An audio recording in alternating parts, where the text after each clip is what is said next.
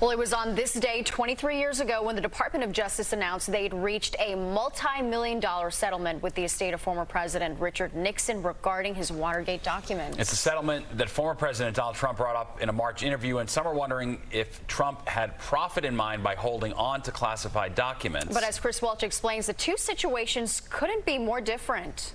Well, poor Richard Nixon, he had to put up with them. Former President Donald Trump's affinity for former President Richard Nixon on display at a weekend event in North Carolina as he sympathized with the man who resigned in disgrace following the Watergate scandal in 1974.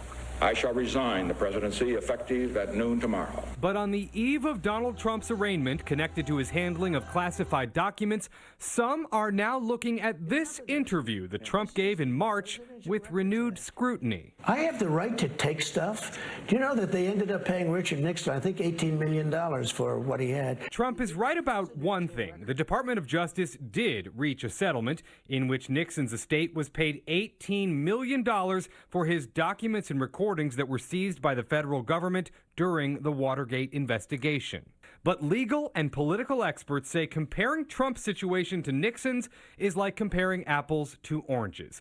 See, when Nixon was in office, the Presidential Records Act did not exist, meaning tapes and recordings he made and kept were considered personal property. I was the youngest lawyer on President Nixon's White House staff. Jeff Shepard served as deputy counsel on Nixon's Watergate defense team. His personal papers were seized. The government has the right to seize, but they had to pay for it.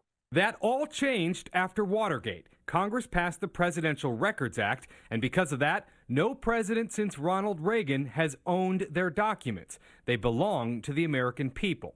In Trump's case, the government didn't seize his papers. The government owned his papers from day one. Also, in Trump's case, the documents in question happened to be classified. It certainly could be the case that the former president wanted to monetize assets that he had access to, although no longer any right to possess. Political analyst David Birdsell points out that even though there is no evidence that keeping the documents for financial gain was a factor, it is a chilling notion if it were the reason. Can you imagine presidents taking as souvenirs for sale subsequently records of the secret records of the United States of America? That is terrifying thought, and I certainly wouldn't want to speculate that that was what the former president had in mind. Remarkable were that to be the case. Chris Welch, Fox 5 News.